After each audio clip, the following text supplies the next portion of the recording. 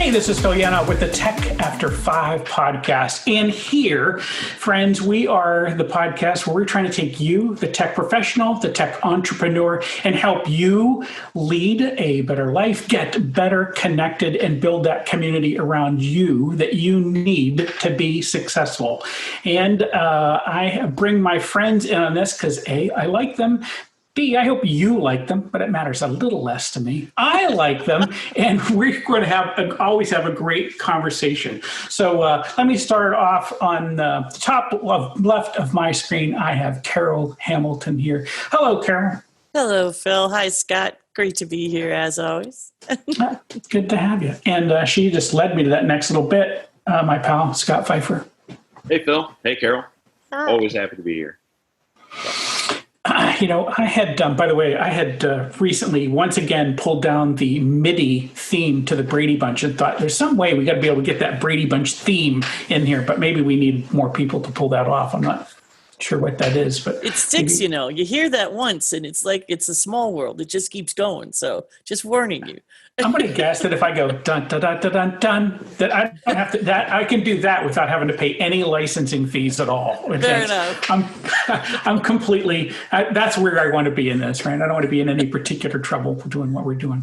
Hey, the reason we are here today, of course, we want to get this podcast recorded, but the thing we want to talk about is focus. And let me tell you, Carol and Scott, why I think this is important in the moment.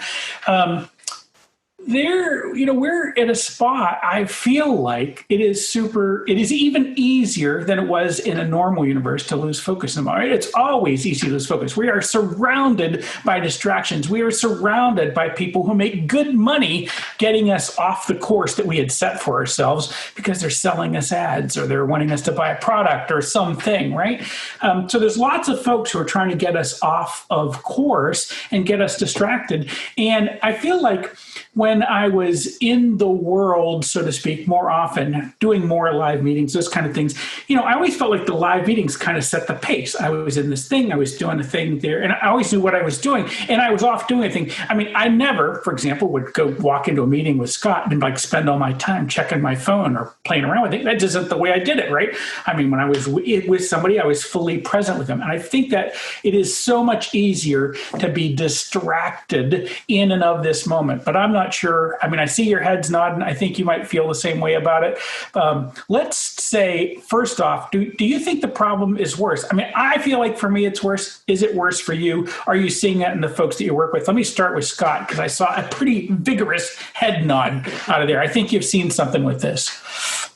Yeah, distractions are tough when you're working from home. It's tough when everybody else is working from home. You not only, especially on Zoom calls, that's when, for me, the distractions are the worst. Because sometimes they just go too long, or they're meandering around, or they're talking about something that doesn't have anything to do with you. And you're if you're in a meeting and the meeting kind of goes off topic a little bit, it's kind of super risky to whip your phone out and start looking at Facebook, right? Or something like that. People would look at you. But on the computer, I could pull something up and it looks to you like I'm looking at the camera and I'm fully engaged, but I'm really reading a completely different website or doing work for somebody else or whatever, right? So it's easy.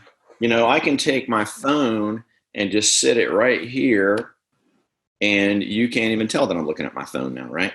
Mm-hmm. So it's easier to get away with being distracted, I think, especially in meetings that go on too long and are blah, blah, blah, blah, blah. So, and just working around the house, it's easy to decide, well, I'm going to go clean my kitchen, or I'm going to do some laundry, or those distractions when you're at an office. I never once was walking between my office and the conference room and thought, oh my God, there's dishes in the sink. Right. I got to do something about that. Or worse yet, chocolate in the refrigerator. Oh, Well, well, what do you mean worse? That's not worse. And I keep that at hand. But yeah, Carol, go ahead. yeah, I want to build on the whole Zoom thing too, because if you'll recall back, way back before Zoom, before all this happened, while Zoom was available, nobody was on it. Everybody was on conference calls. And so we didn't actually see you and your dog in your lap and your kids running out of behind you and all of that. I find that distracting. So now you have 7 people on a call and there's so much happening around them and behind them, which has to, you can't throw family out of the house for hours at a time, day after day. So that doesn't work. And now we end up with all this other stuff. Or there's and this happened yesterday where I was on a call and one of the people was just super squirrely. And I thought, there's a human being who is out Zoomed. They're just done now. And yet she can't stop because we were still on these other calls. And I think that those are the kinds of things that are more distracting than they've ever been because they didn't exist before. We didn't see all that, You could be on your treadmill and we didn't know. Right. Yeah.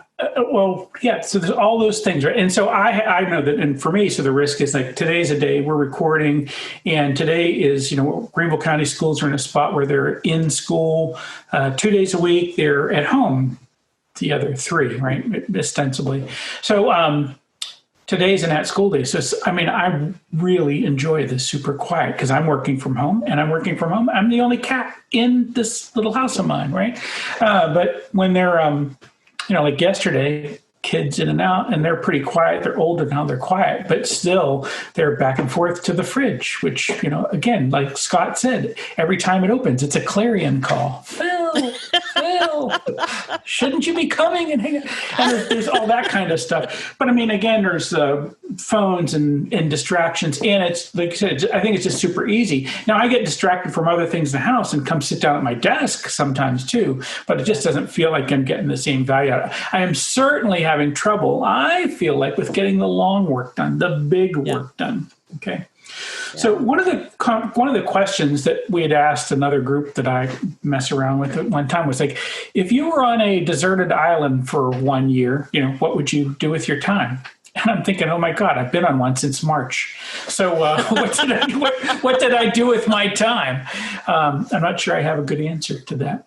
But I'd like to say, I think this is a good time to be thinking about focus. It is a good time to be thinking about how do we get the important things to us that are done. And I'm thinking you agree with me on that. I do. I actually think that it has become harder because we've interrupted so many patterns. So whatever I was using for focus before, and in my case, travel was a big part of it. So there were I'm home, I've got this much time, I need to do this, this, and this before I get on another plane. And when I get back, da, da, da, da, da. And there was kind of a pattern built into my brain around the rhythm of my life.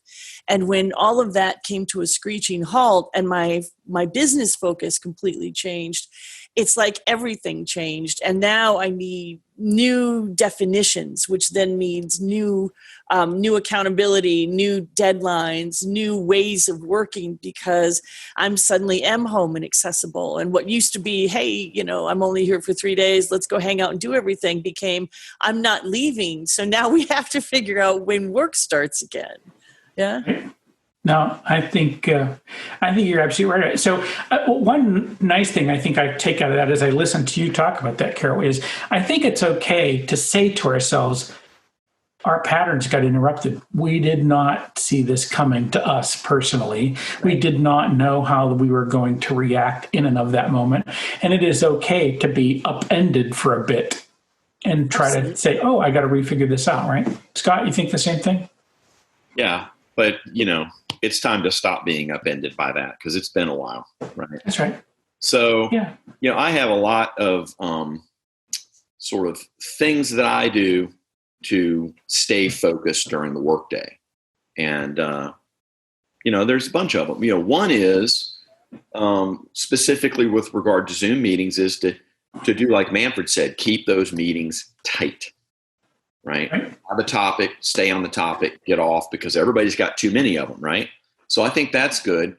For me, especially with regard to what you said about the long work, I like to, at the end of every workday, look at my big whiteboard full of tasks that people need, and I've got one section that's my to-do, and I try to put three things on there that I'm going to do tomorrow. So the to-do list is good, but it needs to be tight and it needs to be small. It needs to be achievable. If your to-do list is 3 things, that's a good to-do list. If your to-do list is 20 things, that's not a to-do list. That's a database of available tasks. Right. I'm focused on the following 20 things, right? That's not focus at all. I'm spread out so thin among 20 things that maybe none of them get done. By the way, a trick to that, and I know we've talked about this, and this is exactly where I want to be. What are the tricks that we do to keep ourselves focused, right? So one of these things is I write down 3 things that I want to do, and I write them in these small notebooks, and I deliberately use a small notebook so I can't write 20 things on the page. Right. There are only 3 to 5 things fit in there. And I always, by the way, if I put 3 things on, then I draw a line. And the other 2 things are bonus items. But it's 3 things I'm aimed at getting done today. If I make it into overtime and I can score some extra points and put them up on the board, that's awesome. But for me, it's 3 things I'm trying to get done today. And of course, I try to visualize those in the morning, right? We've talked about that a little bit. So my thing on most days, good days, I don't always have good days, right? But on most good days, the whole thing is before I put my feet on the ground, I sit down and I visualize the 3 things I'm trying to get done as done, right? What are those 3 things that are I want to be focused on today, and get them to the done cut category and say, all right, that's what that's going to look like. That's what that's going to feel like. This is where I'm headed today. And anything else that comes at me, the power of that little exercise, or Scott's exercise, for example, of saying these are 3 things, you can look at anything else and say, it looks like it should go into the database of available tasks, but it wasn't one of the 3 things I said I was going to get done today. Might make the list tomorrow, but it's not on the list today.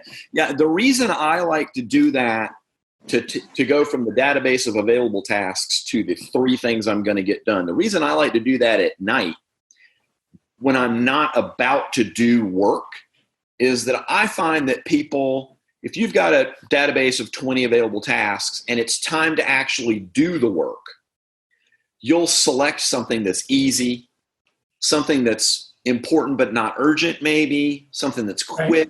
You won't choose well, in other words, if you're about to do it. There's just some resistance that crops up to doing the hard work or the important work. Whereas if you make the decision at the end of the day, you don't have to start that work now. You don't have to do that work till tomorrow. I think it's easier. For me, it's easier to make more logical decisions about what are the 3 most important things, the most urgent and immediate and important things on this list to get tomorrow, right? And we are constantly sort of, you're curating your list of available tasks based on urgency and importance. And those 2 things are not always the same, right? I can have important work that's not urgent. And I need to be able to mix that in with the urgent work that maybe isn't as important. And some work's urgent and important, and that's got to go on the list, right? So, but I think making your list at night, keeping your list small, and then getting up in the morning, looking at that list and saying, okay, here's how I'm going to get that done. I think those are all. I also look at my calendar the night before when I'm making that list and say, okay, what kind of, do I have 5 Zoom meetings tomorrow? Or do I have 1? Let me kind of see what, and that helps me pick my 3 tasks, right? If I know I'm in 5 Zoom meetings, then I'm going to pick 3 pretty easy tasks, something that's urgent, not important, that I can get done quickly so I know when we get done. If it's a light day where I only have 1 meeting, now I'm going to work on some of the harder stuff. But I think you have to take a little bit of time to curate that list in order to have focus, in my opinion. What do you think about that, Carol? I'd add in delegation. I love that. I love that you're looking at it at night instead of when the dragon's breathing down your neck, but instead looking at it from a more centered perspective where you're not in the middle of it and saying, okay, really, what do I want to get done tomorrow that is relevant on all the important levels? And then who else can be a part of this conversation? If there's this needs to happen too, but it's beyond your 3 and it's totally unrealistic. I think that especially entrepreneurs, but young leaders too, can get really caught up in, but I have to get it done. And the key word in that is I. And you don't. Maybe somebody else can get it done. and just keep reevaluating. I love that nightly reevaluation of what is it I need to do. Now I know where my focus is. Nice. That's awesome. In a game playing perspective, there's a game mechanic where if you have a bunch of choices and different people are picking from the choices, at the end of every turn, the choices that don't get taken get something, a little bonus on them. Maybe it's an extra dollar or an extra victory point or an extra something. And they just build up until they're valuable enough for somebody to take that action. Right? Maybe we could do something like that where put a little dollar next to all the tasks that don't get done every day. And when you finally take that task off the list, you get all the money, right? That'd be kind of cool. But I think you're right, Carol. I think it would be also useful when you're going through your database of available tasks and picking 3, and there's stuff that's just never seems to make it to the 3. Phil talks a lot about delegate, automate, eliminate, right? So if you got a task on there that doesn't seem to ever quite get to that top 3, maybe you ought to have a thought about, how do I delegate, automate, or eliminate that task? Because obviously it's not making it to the top of the heap. Right. And I'm going to say for most of those, the biggest bin should be eliminate. The biggest one. The 3-yard dumpster should be eliminate. And it's like, if it hasn't made it to priority on all this time, it's not a priority. And it might never be. So out the door. I mean, maybe it's on there and it is a priority, but you're waiting on somebody else to do something. Okay, well, that's a different thing. But that's a different thing. Yeah. But if it's on there and you just never quite get to it, eventually you got to say, maybe this isn't a thing. Yeah. Or maybe it's not I think it's okay to look at something on your to-do list and say it's not you, it's me. Right?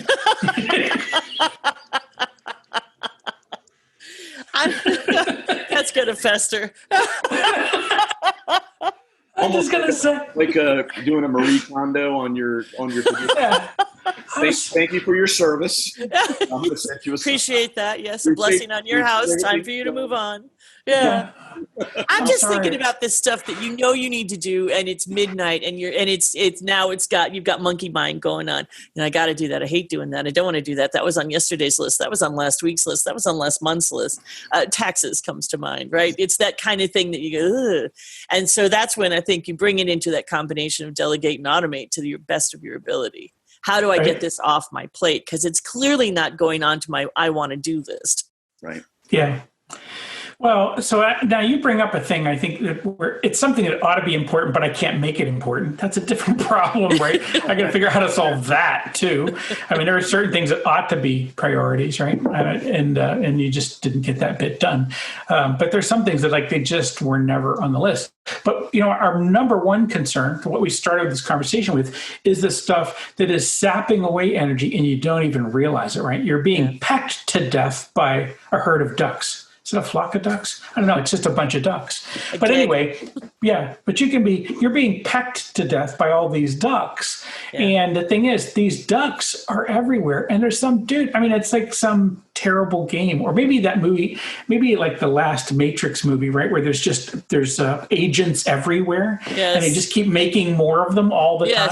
So we're just being pecked together by ducks. And so it's super easy to think, I'm going to go respond to this cat on Twitter. And the thing is, if you want to do this right, it takes a little while to craft the answer, and you could be off doing something. And it's like, explain to me exactly when that was on your priority list. When was on your priority list crafting a really clever comeback to some dude on a topic you don't care a whole lot about, but you thought you could be good at, right? Yeah. Well, and doesn't that need to be on the schedule? Sorry, Scott. Where you go, look, social media is part of my marketing. Social media is part of my whatever category you put that into, and go, I'm going to give myself 30 minutes a day to do that. But I'm not going to give myself 2 minutes here and 2 minutes there, because that 2 minutes ends up being a whole lot more than the 30 if I'd have just said I'm going to go do 30. Now, I'm not a huge social media person, so I turn that back to the two of you to think about, or Scott. I think in addition to your 3 big to-do items for every day, you have to have some routines that you've built in for things like that. If you're talking about social media for your business, or you're talking about responding to emails or those sorts of things, I think those are routines that you do every day, and you have to build those in. and not do them ad hoc all day long. But you got to build those in. If you're talking about getting into a Facebook flame war with somebody over a political event, that's a distraction. Now, my opinion on distractions working at home is you're going to have them. They're inevitable. So build them in. Just go ahead and admit you're going to do it and build them in. So what I try to do is intentionally be distracted during transitions between tasks. Right. So if I finish up one of my to-do items, I don't immediately try to launch into the next one.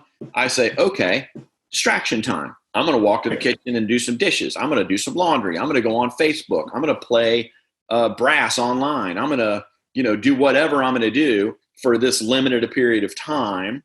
I also like to build in at lunchtime, whenever I end up taking lunch, if I get to take lunch, some days it's too busy, but if it's not, I'm going to make lunch. I'm going to sit down. I'm going to turn on the TV and I'm going to watch a show. It's the only TV I'm going to watch all day long until it's nighttime. But then I don't even think about watching TV the rest of the day because I know when I'm going to do it. Right. Or I'm going to, I don't put music on until it's time to transition to evening and my time. So because you don't have transitions staying at home, right? When is it work time? When is it not work time? When is it, especially when you live alone and there's nobody else coming home or finishing their stuff, right? So I try to, whenever I'm done for the day, that's when I can put on some music, maybe pour a glass of wine, go sit on the porch, a little transition time before I start cooking dinner and go into the evening. But I've built that in, so I'm not tempted to, drink wine at 10 o'clock in the morning most days. Right. Most days. Or if I am going to do it, I build it into the schedule. I actually have to take a shot. Is it 8:30 a.m.? So, yeah. That's right. Yeah. No, I like that. So, I think some of this is super simple, but we just wanted to have this conversation and explore some of these ideas again with the folks in our audience to say, look, keep the list of stuff that's important to you small. I think we haven't quite got to. We talked about, visualizing these in advance, setting them the day before. I love that idea. Carol said, not when the dragon is breathing down your neck. I heard a writer one time say, figure out what you're going to do before the day gets a hold of you, before the world gets a hold of you, right? So get that ahead of time. So we like our calm, cool, collected, not under stress self to make the decisions about what the major initiatives are going to be for the day. We like that a lot. And then we haven't quite said it, but I know we're big fans of blocking time for the things that are important. So if we said these are 1, 2, 3, and I don't know if those things take an hour or 30 minutes. And here's the thing. Almost everything we really want to get done takes less time. We spend more time worrying about it than we do doing it most of the time, right? On the heuristic activities we find ourselves involved in. It's usually that way. But if we set an appointment for ourselves for that time, then it allows us to do the thing like what Scott was saying, which is like, I know today I'm recording the podcast from 11:30 to 12 something. I've got another appointment at 1. I've got a little block I've got to do in between, but I've got a little time that I will do my reset and goof off kind of thing. And Jane McGonigal, who talks about gaming and all that kind of stuff, has talked about, you can reset your head in 10 minutes typically. It might take 20, but you can probably do it in 10 minutes. And so when those things that Scott talks about, I think about, I can set aside 10 minutes to reset my brain to get it ready for the next activity. And that's all I really needed was that 10 minutes of whether it's goofing off or meditation or something like that. But just whatever it is for you to kind of do that transitional interstitial step before we go to the next bit, right? And the socializing. I think it's really easy to forget how antisocial this has all become. That we used to have people that you could walk down and have a cup of coffee with or meet somebody for lunch or, do anything that was just casual conversation. And we're not getting any of that. So to Scott's point, we regularly, my husband is home. And so we'll frequently have lunch and just hang out, which also takes some of that pressure off of, okay, I'm working, I really need to be with him. Oh, now I'm with him, I really need to be working, and gives us some little bit of, nope, now is the time. We shut the phone off. We're going to go do this. I know the world isn't on fire during those times, and right. They'll find me if it becomes on fire. And so, but I don't need to be there saying, hang on, I need to be available 24/7, because I think that hurts our long-term focus. I think that's where you go, I'm in complete burnout mode. But also just that humanness, hey, I want to have a conversation. I'm going to take the headset off. I've got one friend, we will not Zoom. We just talk on the phone because we're in different states. But she's like, I don't want to do Zoom. It's become office-y now. And we just talk like we used to talk. It's just that we don't do it in person anymore. And I miss it. So building that as one of the blocks becomes really important. Yeah, good.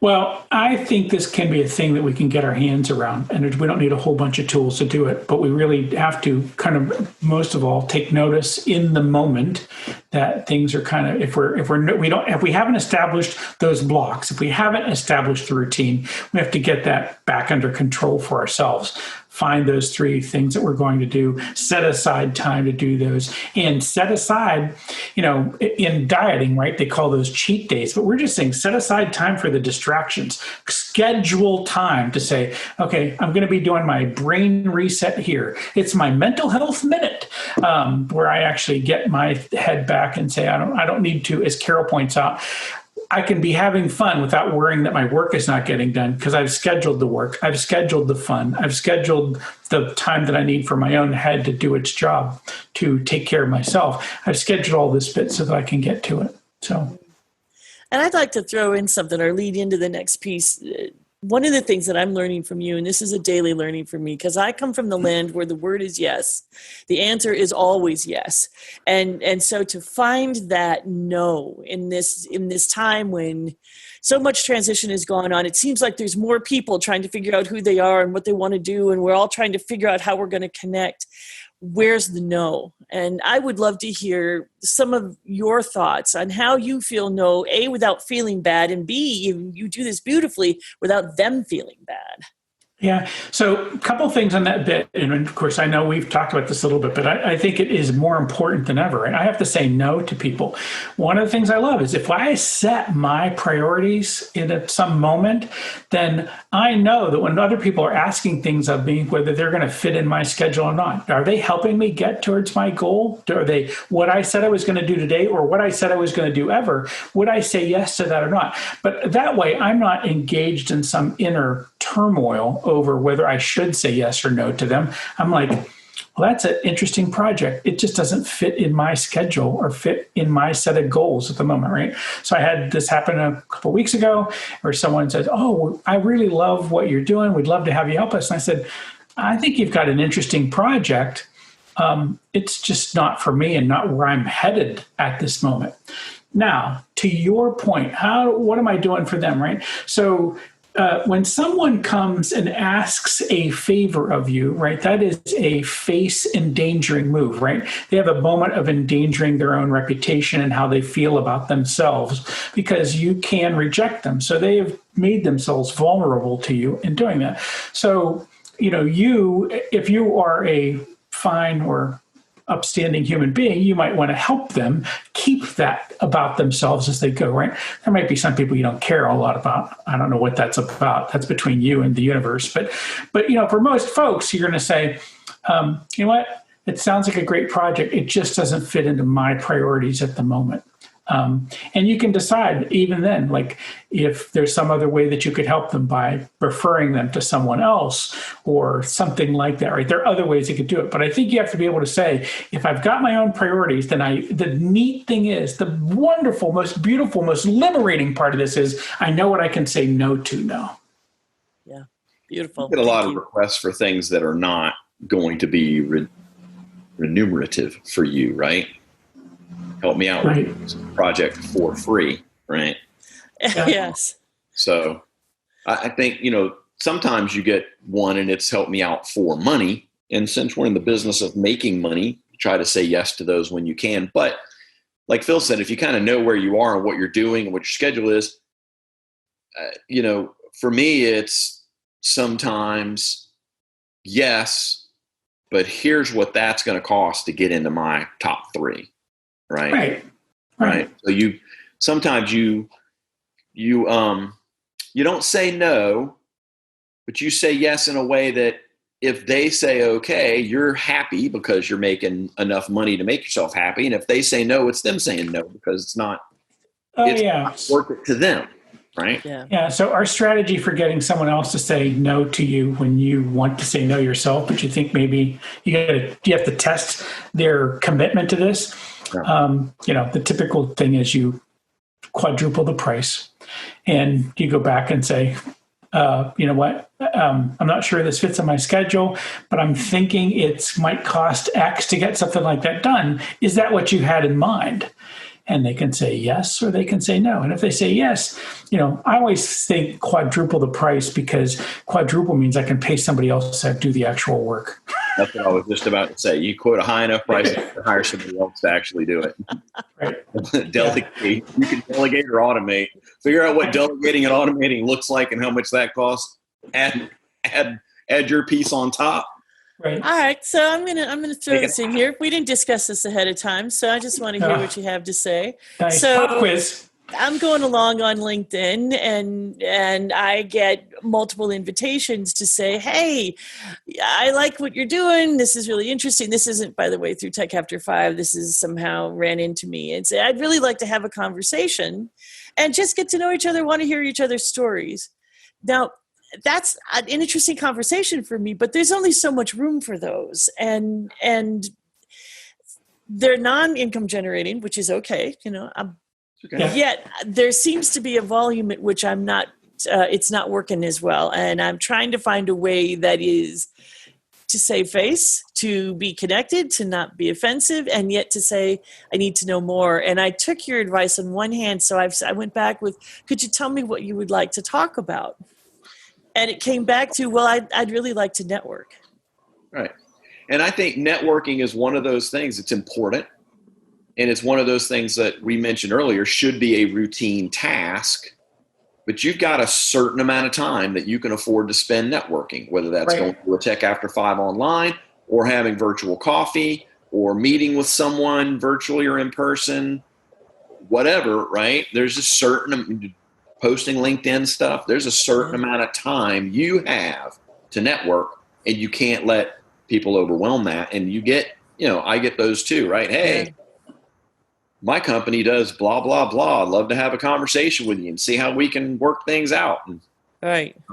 They're just, every once in a while, one of those will fit in. Well, I'll say, I have clients that are looking for exactly that. Yeah, let's have a conversation.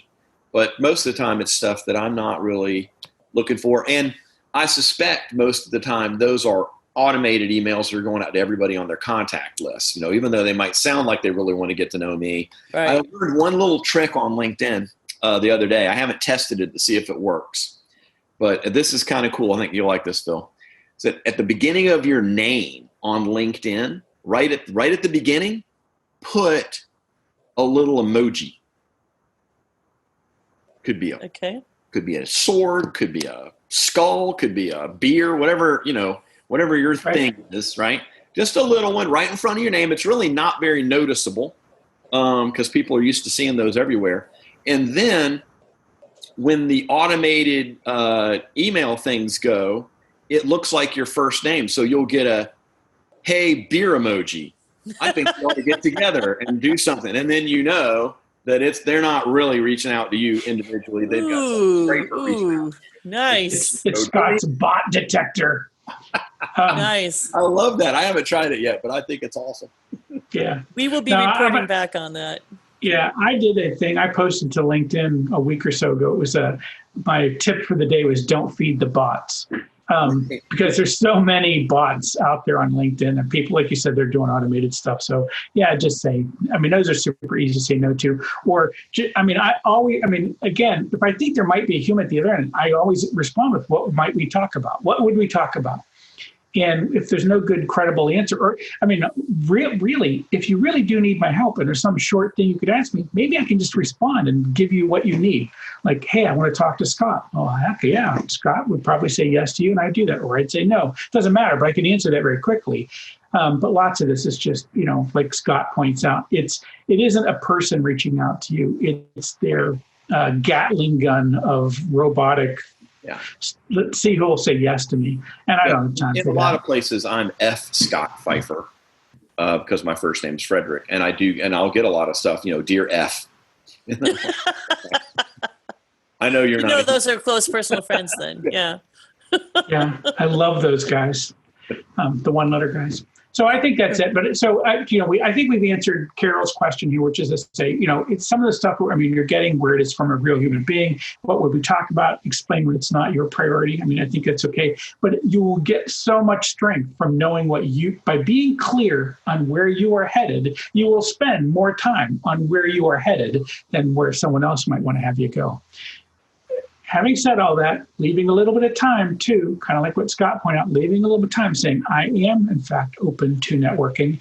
And so, for example, for me, I might leave 2 1-hour slots a week to serendipity. Just, that's for the person I do want to say yes to. I've got a couple slots that I'm going to say yes to. Not the super clear, there's something for us to talk about, but I'm not sure who this person is. So I'm willing to take 1 or 2 shots like that a week just to say, I don't know, let's figure out if this goes somewhere or not.